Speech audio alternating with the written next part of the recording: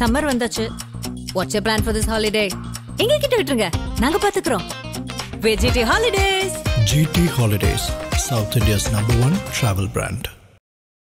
கடந்த 3 முறை தவிர்த்த நிதி ஆயோக் கூட்டத்தை இந்த முறை பங்கேற்று விட்டார் திரு ஸ்டாலின் அவர்கள். இதில் ஒரு அரசியல் இருக்கிறது அப்படின்னு எல்லாம் சொல்றாங்க. உங்களுடைய பார்வையில் அப்படி ஏதேனும் அரசியல் இருக்கிறதா தெரியுதா என்ன?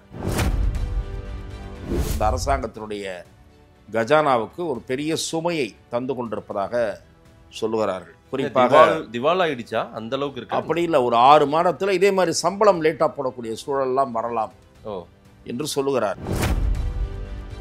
துணை முதலமைச்சருக்கு நெருக்கமான நண்பர் என்று பல பேர் கூறப்படுகிறார்கள். அண்ணா நகர் கார்த்தியிலிருந்து பல பேர் கூறப்படுகிறார்கள்.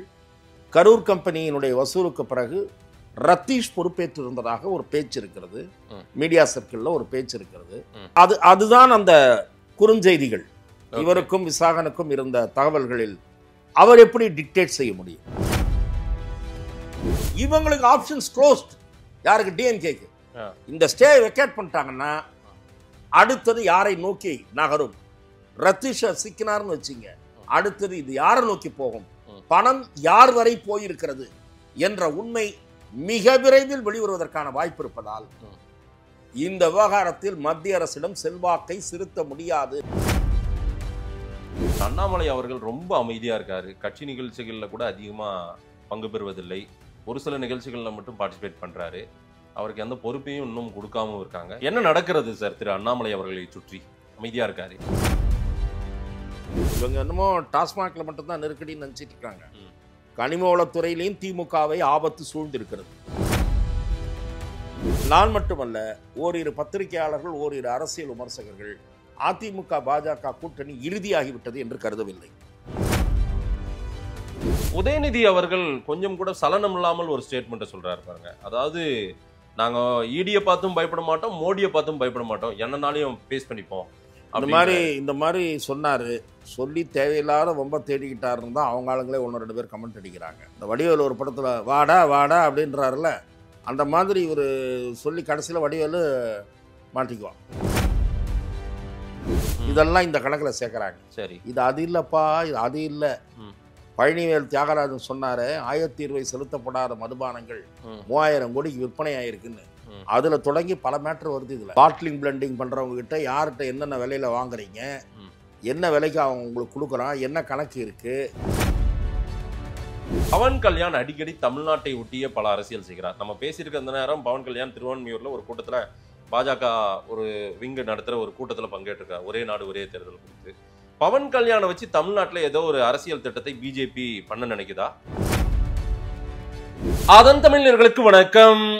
பல்வேறு துறைகளில் ஆக சிறந்த ஆளுமைகளை சந்தித்து நாம் நேர்காணல் எடுத்து வருகிறோம். அந்த வகையில் மீண்டும் நம்மோடு இணைந்திருக்கிறார் மூத்த பத்திரிகையாளர் திரு துக்ளக் ரமேஷ் அவர்கள். அவரிடம் கேட்பதற்கு நிறைய இருக்குன்னா வாருங்கள், அவரிடமே கேட்போம். வணக்கம் ரமேஷ் சார். வணக்கம் மாதேஷ், எப்படி இருக்கீங்க? நலம் சார். தமிழ்நாடு முதலமைச்சர் இந்த நிதி ஆயோக் கூட்டத்தில் பங்கேற்றதற்கு பிறகாக நிறைய விமர்சனங்கள் வந்திருக்கிறது. பாரத பிரதமர் நரேந்திர மோடி அவர்களோடு தமிழ்நாடு முதலமைச்சர் ரொம்ப அளவளவி இருந்தார். அவர் ரொம்ப உறவாடி விட்டார். இந்த இடி ரெய்டெல்லாம் இப்ப அமலாக்கத்துறையின் வேகம் எல்லாம் குறைய போகிறது. அவங்க போய் சரண்டர் ஆயிட்டாங்க. தன்னுடைய மகனை காப்பாற்றுவதற்காக டெல்லிக்கு போயிட்டு வந்துட்டாரு. கடந்த 3 முறை தவிர்த்த நிதி ஆயோக் கூட்டத்தை இந்த முறை பங்கேற்று விட்டார் திரு ஸ்டாலின் அவர்கள். இதில் ஒரு அரசியல் இருக்கிறது அப்படின்னு எல்லாம் சொல்றாங்க. உங்களுடைய பார்வையில் அப்படி ஏதேனும் அரசியல் இருக்கிறதா தெரியுதா என்ன? நிச்சயமாக நான் அப்படி கருதவில்லை. மாண்புமிகு தமிழக முதலமைச்சர் அவர்கள் இந்த முறை நிதி ஆயோக் கூட்டத்தில் பங்கேற்றதை நான் வரவேற்கிறேன். மத்திய அரசோடு மோதல் போக்கை கடைபிடிக்காமல் தமிழகத்திற்கு உரிய நிதியை பெறுவதற்கான வழிவகைகளை அவர் ஆராய வேண்டும், பின்பற்ற வேண்டும் என்று நான் தொடர்ந்து கூறி வருகிறேன். நான் கேள்விப்பட்டது தமிழக அரசாங்கத்தினுடைய நிதி நிலைமை மிக மோசமாக போய்கொண்டே இருக்கிறது. சொல்லப்போனால் கேரளா அளவுக்கு மோசமாக இல்லை என்றாலும் கூட கேரளாவில் சம்பளமே தாமதமாக போடுகிறார்கள். தமிழ்நாட்டில் இன்னும் ஒரு 6 மாதங்களிலே அத்தகைய சூழல் உருவாகலாம், அத்தகைய ஒரு நிதி நெருக்கடி உருவாகலாம் என்று ஒரு ஐஏஎஸ் அதிகாரியை தனிப்பட்ட முறையில் என்னிடம் உரையாடும் போது தமிழ்நாட்டிலே இந்த ஆட்சிக்கு எந்தெந்த திட்டங்களிலெல்லாம் ஒரு பெயர் இருக்கிறதோ, மக்களிடம் ஒரு வரவேற்பு இருக்கிறதோ, அந்த திட்டங்களெல்லாம் மிகப்பெரிய பொருட்செலவை இந்த அரசாங்கத்தினுடைய கஜானாவுக்கு ஒரு பெரிய சுமையை தந்து கொண்டிருப்பதாக சொல்லுகிறார்கள். குறிப்பாக திவால் ஆயிடுச்சா அந்த அளவுக்கு இருக்கு? அப்படி இல்லை, ஒரு 6 மாதத்தில் இதே மாதிரி சம்பளம் லேட்டாக போடக்கூடிய சூழல்லாம் வரலாம் என்று சொல்லுகிறார்கள். கஜானா வந்து ரொம்ப மோசமான நிலையில் இருக்கு. ஆமாம், கடன் வாங்க வேண்டிய மீண்டும் கடன் வாங்க வேண்டிய நெருக்கடி ஏற்பட்டிருப்பதாக நான் அறிகிறேன். இப்போவே எவ்வளோ கடன் இருக்கு சார் தமிழ்நாடு? இப்போதே நான் நம்ம பத்திரிகையில் பார்க்குறோம் 10 லட்சம் கோடிக்கு மேலே கடன் இருப்பதாக சொல்லப்படுகிறது. ஓகே. அது வந்து நல்ல சில திட்டங்கள் கொண்டு வரப்படுகின்றன. ஒரு புறம் புதிய திட்டங்கள் வருகின்றன, அதாவது தொழில் முதலீடுகள் வருகின்றன. ஆனாலும் கூட இன்னொரு புறம் இந்த 1000 ரூபாய் பெண்களுக்கு கொடுப்பது, மாணவிகளுக்கு கொடுப்பது, மாணவர்களுக்கு கொடுக்கறது, இதெல்லாம் வந்து ஒரு நிதிச்சுமையை ஏற்படுத்தும். ஏன்னா இதெல்லாம் வந்து ஆங்கிலத்தில் சொல்லுவார்கள், அதாவது நான் தமிழில் சொல்கிறேன், தொடர் செலவினம். அப்படிப்பட்ட செலவினத்தை வந்து ஒரு அரசாங்கம் எவ்வளவு நாள் எவ்வளவு காலம் தாக்குப்பிடிக்க முடியும் என்றால் புதிய ரிசோர்ஸ், புதிய வருவாய் இனங்களை அடையாளம் காண வேண்டும். உங்களுக்கு வந்து நாம் வந்து ஜிஎஸ்டியில் இருக்கிறோம், அதை ஏற்றுக்கொண்டிருக்கிறோம், அந்த சிஸ்டத்தை ஒப்புக்கொண்டிருக்கிறோம். அதை தவிர மாநில அரசுக்கு இருக்கக்கூடிய வரி சோர்ஸஸ் வந்து சுருங்கி கொண்டிருக்கிறது. சரி, உங்களுக்கு பத்திரப்பதிவின் மூலம் வருகிறது, பெட்ரோல் டீசலில் கிடைக்கிறது, ஆயத்தீர்வையில் கிடைக்கிறது, இதெல்லாம் ஒரு சோர்ஸஸ் என்றாலும் கூட நாம் வந்து வேறு ரெவென்யூ ஆஸ்பெக்ட்ஸ் என்ன, வருவாய் பற்றாக்குறையும் அதிகரித்து கொண்டிருக்கிறது. இவர்கள் சொல்லுவது என்னவென்றால், நாங்கள் வாங்குகிற கடன் எந்த விதமான டெபிசிட்டாக இருந்தாலும், ரெவென்யூ டெபிசிட்டாக இருந்தாலும் சரி, ஃபிஸ்கல் டெபிசிட்டாக இருந்தாலும் சரி, என்ன ஒரு உச்சபட்ச வரம்பு என்னவோ அதற்குள் தான் நாங்கள் இருக்கிறோம். இந்த விளக்கத்தை சொல்லிக்கொண்டே தான் அதிமுகவும் கடன் வாங்கும், திமுகவும் கடன் வாங்கும். இது ஒரு சௌகரியமான விளக்கம் வார்த்தை. ஆகவே இப்போது முதலமைச்சர், நீங்கள் கேட்ட கேள்விக்கு நிதி ஆயோக் முதலமைச்சர் போனது என்பது 1-2 ஐஏஎஸ் அதிகாரிகளுடைய ஆலோசனை. இதை நாம் புறக்கணிக்க கூடாது. நம்முடைய மாநில அரசின் மீது தவறில்லை, மத்திய அரசாங்கத்திலிருந்து பெற வேண்டிய நிதி, இவையெல்லாம் பற்றி பிரதமரிடம் உரையாடுகிற வாய்ப்பு கிடைத்தாலும் அதை பேச வேண்டும். அதே போல் நிதி ஆயோக்கிலும் நாம் பங்கேற்க வேண்டும். அது பங்கேற்காமல் தவிர்ப்பது என்பது ஒரு வெளிப்படையான மோதலை வெளிப்படுத்தக்கூடிய ஒரு சூழலாக அமைந்துவிடும் என்று சொல்லியிருக்கிறார்கள். இதை நான் இந்த பக்கம் அப்படியே வைக்கிறேன். நீங்கள் சொன்ன அந்த அமலாக்கத்துறை சமீபத்தில் எடுத்த நடவடிக்கைகள் ஆளுங்கட்சியை உலுக்கி இருக்கின்றன என்பது உண்மை. அதற்கும் இந்த விசிட்டுக்கும் சம்பந்தம் இருக்கும் என்று நான் நினைக்கவில்லை. நான் ஒரு விவரம் தெரிந்த சில பேர் டெல்லியோடு மிக நெருக்கமாக இருக்கக்கூடிய 1-2 பேரோடு பேசுகிற போது இந்த விசாரணை முக்கிய கட்டத்தை எட்டி இருக்கிறது என்று எனக்கு சொல்லுகிறார்கள். சரி, இப்போது அமலாக்கத்துறை முதலிலே ஆஃபீஸில், டாஸ்மாக் ஆஃபீஸில் நடத்துகிறாங்க, அப்புறம் விசாகனுடைய இடத்துல நடத்துகிறாங்க. விசாகனுடைய இடத்துல நடத்தின போது தான் சில புதிய லீட்ஸ் அவர்களுக்கு கிடைக்கிறது. அதன் பிறகுதான் ரத்தீஷ் பக்கம் பார்வை போகிறது, ஆகாஷ் பக்கம் பார்வை போகிறது. ஸோ ரத்தீஷ் இதை எப்படி முன்கூட்டியே அறிந்து சென்றாரா என்கிற ஒரு மிகப்பெரிய கேள்வி எழுந்திருக்கிறது. ரத்தீஷ் வந்தால் இது எந்தெந்த இடங்களுக்கு இந்த ஊழலோடு தொடர்பு உண்டு என்ற கேள்வி, முக்கியமான கேள்விக்கு விடை தெரியும் என்று சொல்கிறார்கள். துணை முதலமைச்சருக்கு நெருக்கமான நண்பர் என்று பல பேர் கூறப்படுகிறார்கள். அண்ணாநகர் கார்த்தியிலிருந்து பல பேர் கூறப்படுகிறார்கள். கரூர் கம்பெனியினுடைய வசூலுக்கு பிறகு ரத்தீஷ் பொறுப்பேற்றிருந்ததாக ஒரு பேச்சு இருக்கிறது, மீடியா சர்க்கிளில் ஒரு பேச்சு இருக்கிறது. அவை அதுதான் அந்த குறுஞ்செய்திகள். இவருக்கும் விசாகனுக்கும் இருந்த தகவல்களில் அவர் எப்படி டிக்டேட் செய்ய முடியும்? டியர் பிரதர், அவர் வந்து அன்பு தம்பி, நாங்கள் இதை கவனிக்கிறோம், செய்கிறோம் என்கிற மாதிரியான மெசேஜ் எல்லாம் போடுறாரு. Who is Ratheesh? அவருக்கு என்ன அத்தாரிட்டி இருக்கிறது? அவரோடு விசாகன் தொடர்பு கொள்ள வேண்டிய அவசியம் என்ன? அப்படியானால் ரத்தீஷ் யாரிடமோ செல்வாக்கு பெற்றவர், அவருடைய இசைவோடு இவர் தகவல்களை கூறுகிறார் என்று எஸ்டாப்ளிஷ் செய்வதற்கு ரத்தீஷ் எதிர்பார்க்கப்படுகிறார். ரத்தீஷை கொத்தா பிடிச்சாங்கன்னா சில விஷயங்கள் வெளிப்படலாம். ஆக எதற்காக நான் இதை சொல்கிறேன் என்றால், அமலாக்கத்துறையினுடைய விசாரணை இறுதி கட்டத்தை எட்டி இருக்கிற நேரத்தில் இதிலே போய் தடுத்து நிறுத்த முடியும் என்று நான் நினைக்கவில்லை. இல்ல சார், இரண்டாவது நான் கேட்டுறேன், இறுதி கட்டத்தை அமலாக்கத்துறை விசாரணை ஏறக்குறைய முடிஞ்சிருச்சு, அவங்க கையில நிறைய ஆதாரங்கள் சிக்கியிருக்கு அப்படின்னா இப்படி ஒரு இடைக்கால தடையே இடைக்கால தடை கொடுத்தது தவறு என்பது சட்ட ரீதியாக சில வல்லுநர்களுடைய பார்வை. ஓகே, நான் 2 வழக்கறிஞர்களிடம் பேசினேன், துக்ளக் பத்திரிகைக்கு பேட்டி காண்பதற்காகவும் பேசினேன், இதை பற்றி ஆப்த ரெக்கார்டாக நான் எழுதி தெரிந்து கொள்ள வேண்டும் என்பதற்காகவும் பேசினேன். அவர்கள் வழக்கறிஞர்கள் என்ன சொல்லுகிறார்கள்? இங்கே முதலில் ஒரு நீதிபதி தடை உத்தரவு பிறப்பிக்கிறார். ஆமா.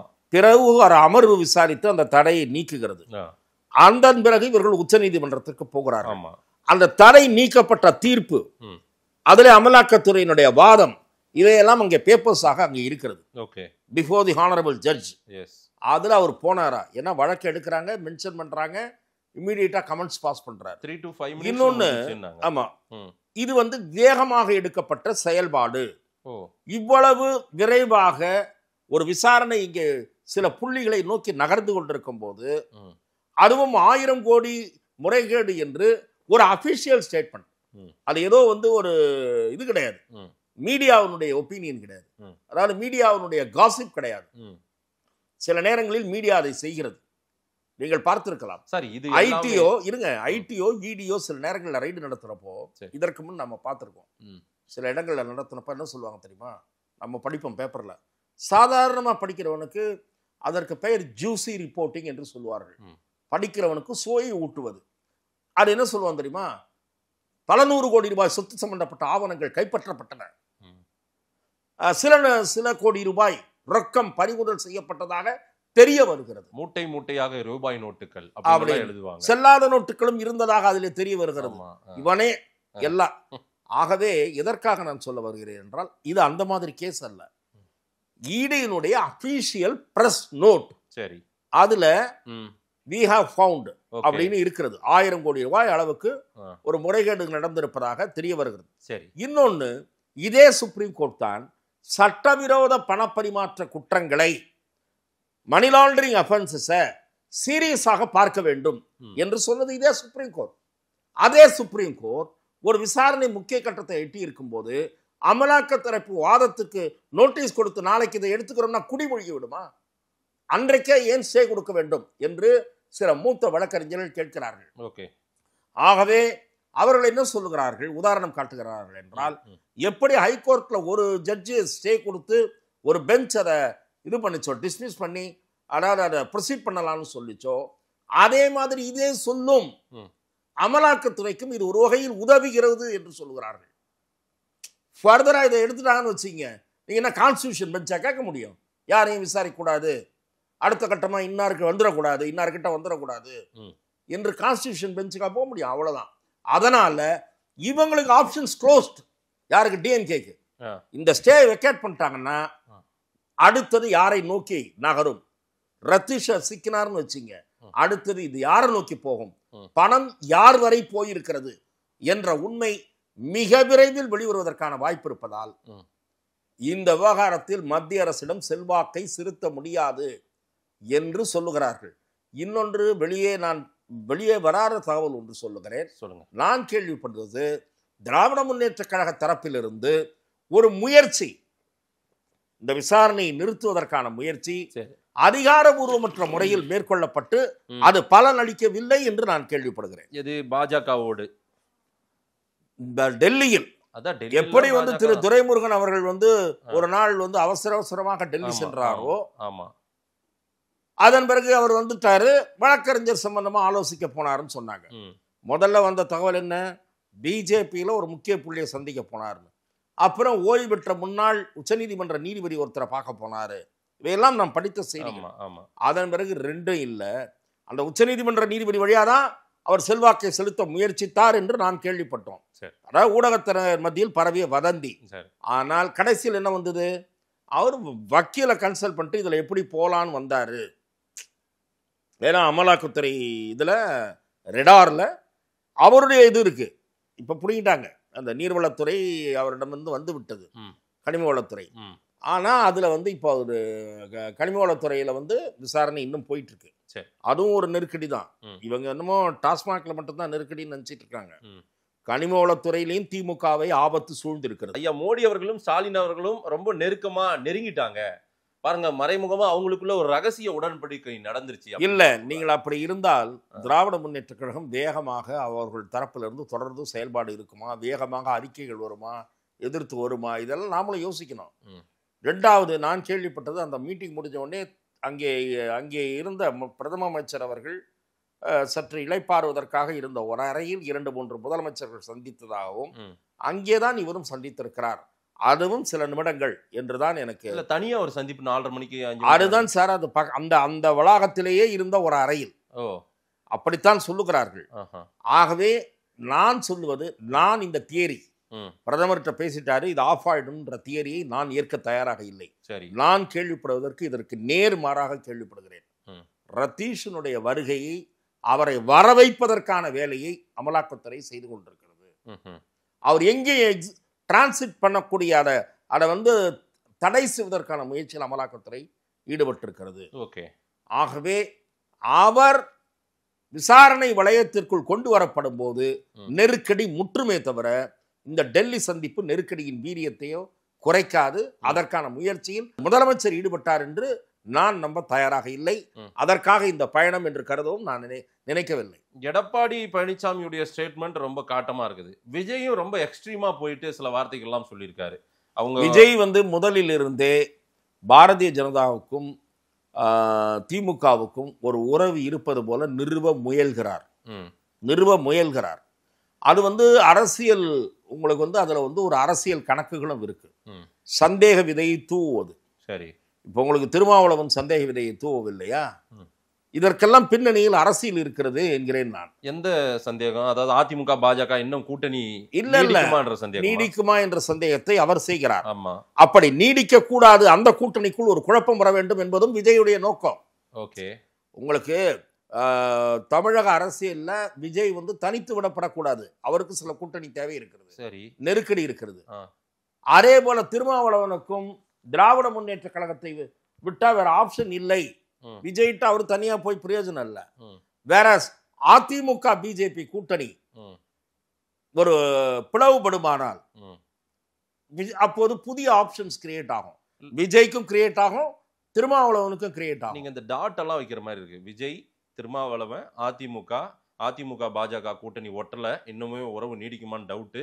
இதெல்லாம் வச்சு சொல்லும் போது அங்க ஏதோ ஒரு புது அணி உருவாவது போல ஒரு புதிய அணிக்கான ஒரு குழப்பத்தை பல்வேறு தரப்பில் இருந்து விதைக்கிறார்கள். திருமாவளவன் உறுதியா சொல்லிட்டாருல்ல, நாங்க 26ல அவங்க கூட தான் பயணிப்போம், 26ல திமுக தான் வரும் அப்படின்னு சொல்றாரு. 26ல் திராவிட முன்னேற்ற கழகத்தோடு பயணிப்போம் என்று அவர் சொல்லுவதற்கு காரணமாக முதலில் கூறியது, பாரதிய ஜனதா இருக்கும் அணியில் நாங்கள் இடம்பெற மாட்டோம்.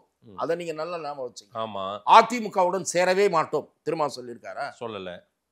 பாஜக அதிமுக கூட்டணி இல்லை என்றால் அதே போல கூட்டணி வைக்குமா என்ன? அதே போல பிஜேபி அன்னையிலே ஆதவர்ஜுனா அளித்த பேட்டியில என்ன சொன்னாரு? ஆதவர்ஜுனா பேட்டி வந்து ஆதவர்ஜுனாவும் புஷி ஆனந்த் இந்த 2 பேரும் மட்டும் விஜயிடம் அங்கீகாரம் பெற்று பேசுபவர்கள். மற்றவர்கள் கருத்தெல்லாம் நம்ம எடுத்துக்க முடியாது. செய்தி தொடர்பாளர்கள், அங்கீகரிக்கப்பட்ட செய்தி தொடர்பாளர்கள் 1-2 பேர் இருக்கிறார்கள். அவர்கள் கட்சியினுடைய நிலைப்பாட்டை இன்று வரை எதிரொலிப்பவர்கள். இன்று வரை எதிரொலிப்பதன் காரணமாக தான் அதிமுகவே சிக்கலா இருக்கு. சரி, விஜய் தான் முதலமைச்சர் வேட்பாளர், விஜய் தலைமையில் கூட்டணி என்று சொல்லுகிறார்கள். அந்த அம்சம் தான் அதிமுகவுக்கு நெருடலாக இருக்கிறது. நீங்கள் நன்றாக நான் வந்து என்னை பொறுத்தவரை, நான் மட்டுமல்ல, ஓரிரு பத்திரிகையாளர்கள், ஓரிரு அரசியல் விமர்சகர்கள் அதிமுக பாஜக கூட்டணி இறுதியாகிவிட்டது என்று கருதவில்லை. இல்ல, உங்களுக்கும் அந்த சந்தேகம் இருக்கா என்ன? அதிமுக பாஜக கூட்டணி, அதிமுக ஒரு ஆசிலேஷன் மோடிலேயே இருக்கிறதோ என்பது என் சந்தேகம். சார், அண்ணாமலையெல்லாம் மாத்திட்டு நயினார் நாகேந்திரனை கொண்டு வந்து எவ்வளவு பெரிய மாற்றம் செஞ்சிருக்காங்க. அதுவும் பிஜேபி எல்லாம் இப்போ அந்த தொண்டர்கள்லாம் கேர்டஸ் அண்ணாமலையே மாத்துறீங்களா அப்படின்னு பேசுற மனநிலையெல்லாம் இருக்கிறவங்க எல்லாம் இருக்காங்க. அந்த மாதிரி ஒரு விஷயத்தெல்லாம் பண்ணி இப்படி ஒரு அலையன்ஸை இவ்வளோ பிஃபோரா பண்ணவங்க இப்படி எல்லாம் குழப்பத்தில் இருக்கிறவங்களையா சேர்த்திருப்பாங்க? அண்ணா திராவிட முன்னேற்ற கழகத்தினுடைய பொதுச் செயலாளர் தரப்பிலிருந்து நடிகர் விஜய் அவரிடம் மனமாற்றம் ஏற்படுத்துவதற்கு சில முயற்சிகள் நடைபெறுவதாக நான் கேள்விப்படுகிறேன். அது என்டிஏ அலையன்ஸ்குள்ள கொண்டு வரதுக்கு முயற்சி. என்டிஏ அலையன்ஸுக்குள் திரு விஜய் பிஜேபி இருக்கிற வரை வரமாட்டார். அகாமடேட் செய்வதும் கடினம். சரி, நன்றாக நினைவில் வைத்துக் கொள்ளுங்கள். விஜய் என்பவர் ஒரு பிளம் நம்பர் ஆஃப் சீட்ஸை எதிர்பார்க்கிறார். மிக கணிசமான தொகுதிகளை எதிர்பார்க்கிறார். சரி, அதை கொடுத்து விட்டால் இன்னும் வேற கட்சிகளே உள்ள வச்சுக்க முடியாது. அந்த நிலைமை இருப்பதால் தான் திரு எடப்பாடி பழனிசாமி, அதாவது பறப்பதற்கு ஆசைப்பட்டு இருப்பதை விட்டு விடக்கூடாது என்று பிஜேபியை பற்றி கொண்டு இருக்கிறார். இப்படிப்பட்ட ஒரு சிச்சுவேஷன். இல்ல சார், பிஜேபி தான் ஏடிஎம்கே தேடி வந்தது. பிஜேபி தான் தேடி வந்தது. பிஜேபியோடு எந்த காலத்திலும் சேர மாட்டோம் என்று சொன்னவர் எந்த நாள் போய் சேர்ந்தார்? எதனால் அடைக்கலமானார்? நான் கேட்கிறேன். இரண்டுத்துக்கும் அந்த 2 வார்த்தைகளுக்கும் ஆழமான பொருள் இருக்கிறது. பிஜேபியோடு எப்போதும் கூட்டணி இல்லை, 26 இல்லை, 29 இல்லை என்று சொன்னவர் எப்படி கூட்டணிக்கு சம்மதித்தார், ஏன் அடைக்கலமானார்? அண்டர்லைன். ஆகவே அவருக்கும் சில நெருக்கடிகள் இருக்கின்றன, இது இருக்கிறது. ஆனால் ஒருவேளை விஜய் தன்னுடைய நிலையை உணர்ந்து இறங்கி வந்தால் இவர் எந்த முடிவும் எடுப்பார். எடப்பாடி. ஆமா, நான் அவர் அப்படியே பிஜேபி சொன்ன அந்த வேத வாக்கா எடுத்துக்கிட்டு பிஜேபி அலையன்ஸ்ல தான் பிஜேபி அலையன்ஸ் சேர மாட்டோம்னு அவர் சேர்ந்தாரு. சேர்ந்தோம், ஏதோ ஒரு காரணத்தை சொல்லிட்டு சாக்க சொல்லிட்டு வெளியே போறதுக்கு அவருக்கு ரொம்ப நேரம் ஆகுமா? சரி. ஆனால் அது கட்சிக்குள் பிரச்சனைகளை தோற்றுவிக்க வாய்ப்பு இருக்கிறது. ஓகே, அதையும் நான் எதிர்பார்க்கிறேன். ஃபோர்ஸை பண்றேன். இப்படி ஏதாவது பேக் அடிச்சாருன்னா கட்சிக்கு நெருக்கடிகள் பிரச்சனைகள் உருவாகவும் வாய்ப்பு உண்டாகலாம். இந்த பக்கம் திமுகவை பொறுத்தவரையில இந்த மாதிரி விஷயங்கள் போய் சந்தி போறது, இவங்க மகிழ்ச்சியா இருக்கிறது, ரொம்ப கை குலுக்கிறது, இதையெல்லாம் பார்க்கும்போது இவங்களுக்குமே ஒரு வருத்தம் ஆதங்கம் இருக்கும்ல ஏடிஎம்கேவுக்கு. அதாவது இது வழக்கமான சந்திப்பு தான். இவர் ஒரு அரசியல் அறிக்கை விடுவதற்கு வாய்ப்பு கிடைத்திருக்கிறது. எடப்பாடி பழனிசாமி டெல்லி போனார்ல, ஆமா, கார்கள் மாறி போய் உள்துறை அமைச்சரை சந்திச்சார்ல, அப்போ என்ன இது பண்ணாரு திரு மு.க. ஸ்டாலின்? என்ன அறிக்கை விட்டாரு?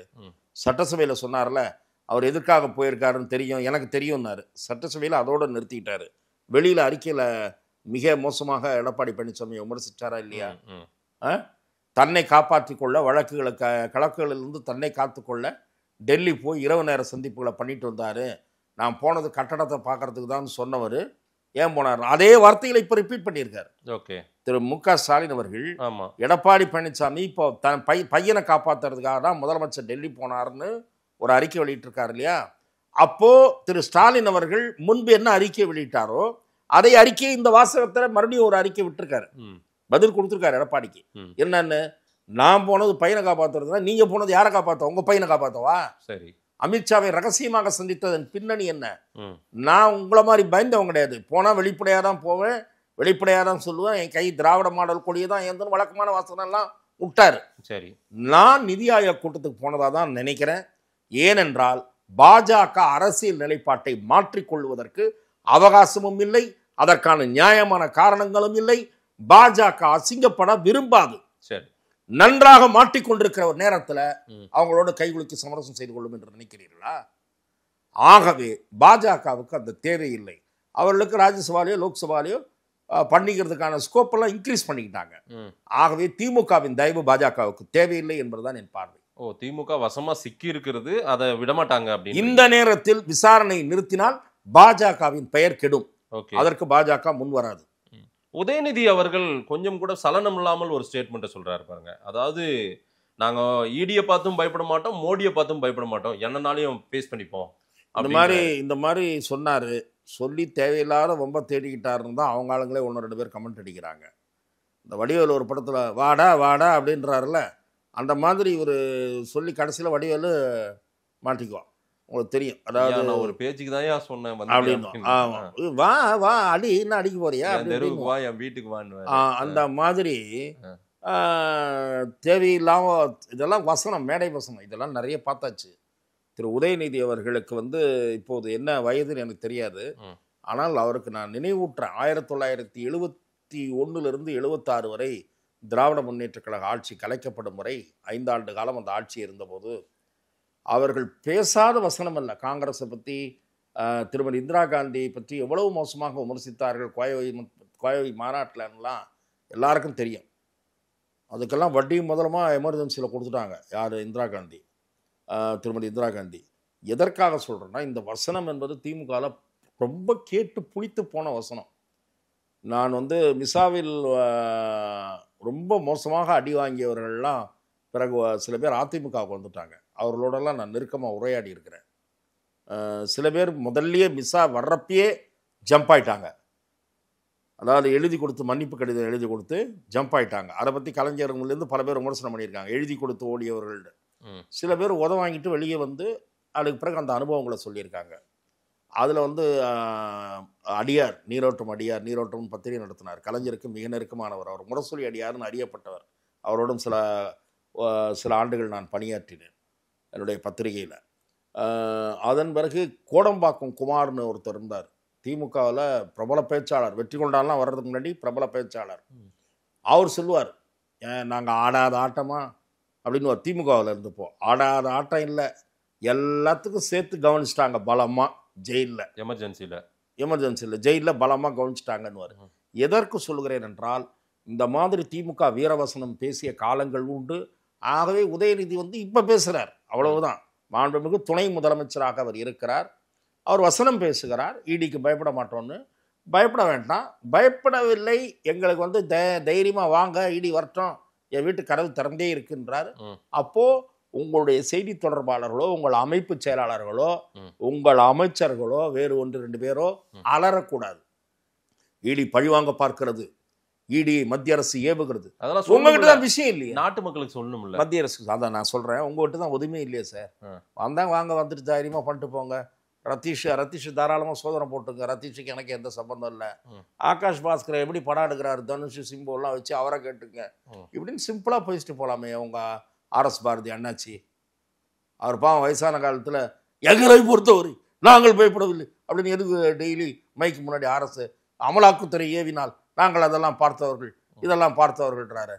உங்களுக்கு தான் எதுவும் பயமே இல்லையே, எதுக்குன்றேன். ஆகவே அமைதியாக இருங்க.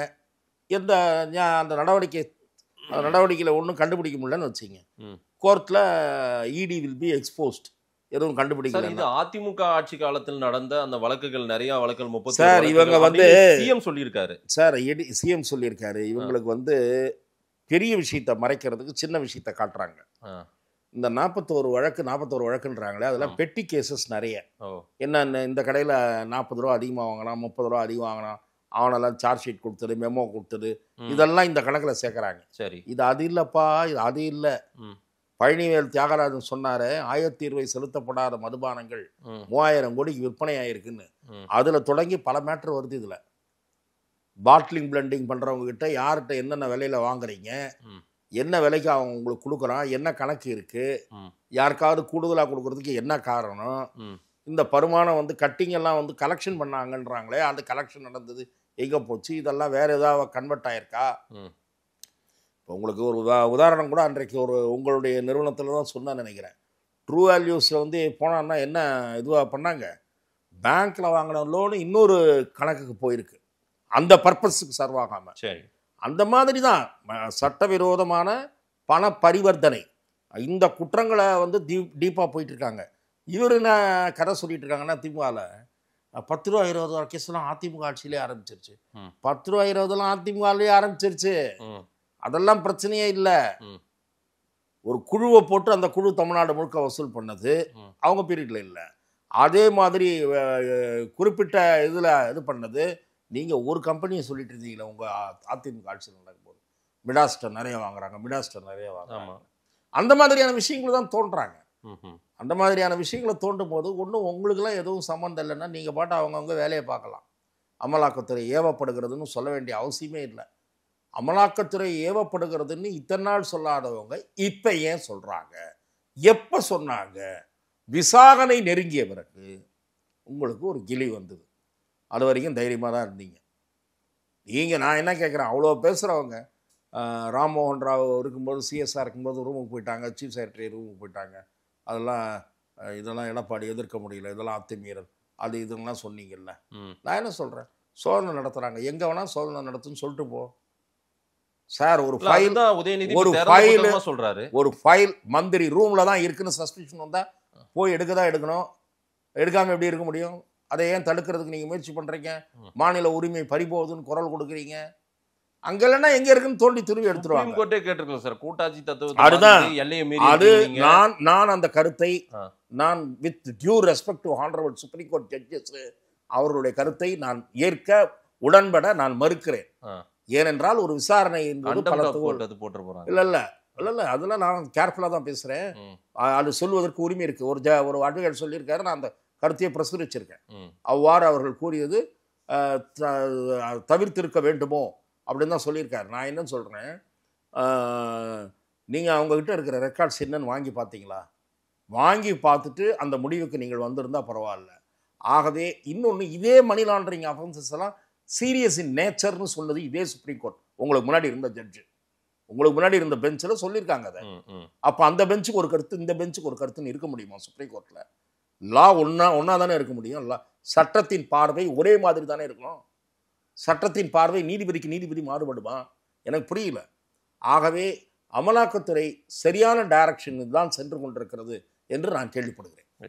இன்னொரு முக்கியமான கேள்வி சார், திரு அண்ணாமலை அவர்கள் ரொம்ப அமைதியாக இருக்காரு. கட்சி நிகழ்ச்சிகளில் கூட அதிகமாக பங்கு பெறுவதில்லை. ஒரு சில நிகழ்ச்சிகளில் மட்டும் பார்ட்டிசிபேட் பண்ணுறாரு. அவருக்கு எந்த பொறுப்பையும் இன்னும் கொடுக்காம இருக்காங்க. என்ன நடக்கிறது சார் திரு அண்ணாமலை அவர்களை சுற்றி? அமைதியாக இருக்காரு.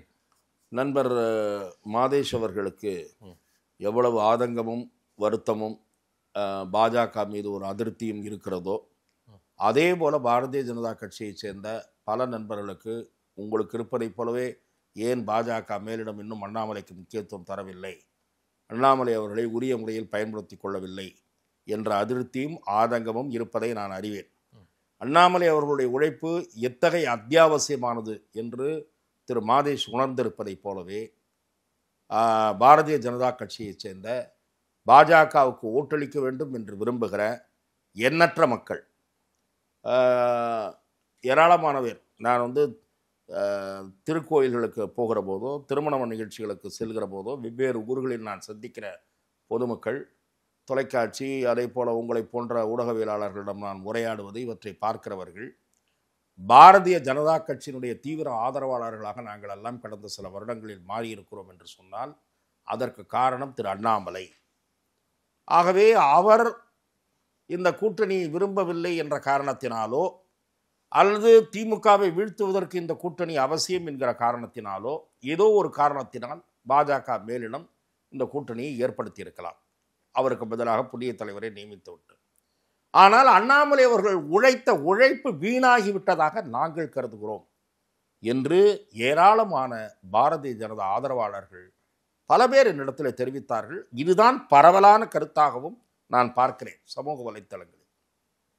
ஆனால் திமுகவை வீழ்த்துவது நோக்கம் என்ற அடிப்படையில் பாரதிய ஜனதா அந்த முடிவை எடுத்ததாக பாஜகவினுடைய முன்னணி தலைவர்கள் விளக்கம் கூறுகிறார்கள். ஆனால் இது ஒரு முக்கியமான கேள்வியாக இருக்கிறது இப்போது பொதுவெளியில். அண்ணாமலை அடுத்தது என்ன? அண்ணாமலையை எப்படி பயன்படுத்த போகிறார்கள்? அதே போல அவர் தீவிரமாக தேர்தல் பரப்புரையில் ஈடுபடுவாரா? அதிமுக தொகுதிகளிலும் பரப்புரையில் ஈடுபடுவாரா? அதிமுக பாஜகவுக்கு கௌரவமான அளவு தொகுதிகளை கொடுக்குமா? வின் பண்ணுகிற தொகுதிகளை, வெற்றி வாய்ப்புள்ள தொகுதிகளை கொடுக்குமா?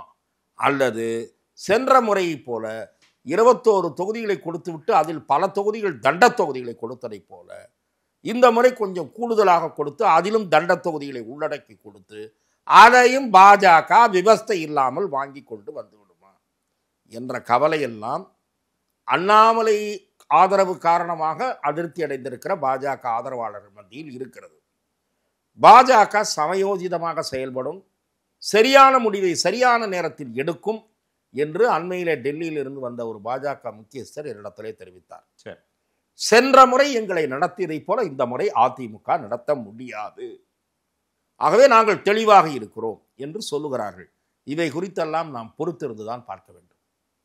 அண்ணாமலை அமைதியா இருக்கிறது ஏதேனும் புயலுக்கு பின் ஏதாவது அப்படியா? புயலுக்கு பின் எல்லாம் என்றெல்லாம் இல்லை. அவருக்கு ஒரு பணி கொடுக்கப்படும் என்று பாரதிய ஜனதா உள்துறை அமைச்சர் திரு அமித்ஷா அவர்களே சொல்லி இருக்கிறார். அது எந்த பணி என்று அறிய அவர் காத்திருக்கலாம். அதுவரை இப்போதுள்ள கட்சியினுடைய நிலைப்பாட்டுக்கு குந்தகம் விளைவிக்கிற வகையில் எதுவும் பேச வேண்டாம் என்று அவர் அமைதி காக்கலாம். ஆனால் அவரை தவிர்த்து விட்டு தமிழக பாஜக முன்னெடுப்பு செல்வது என்பது இயலாத காரியம்.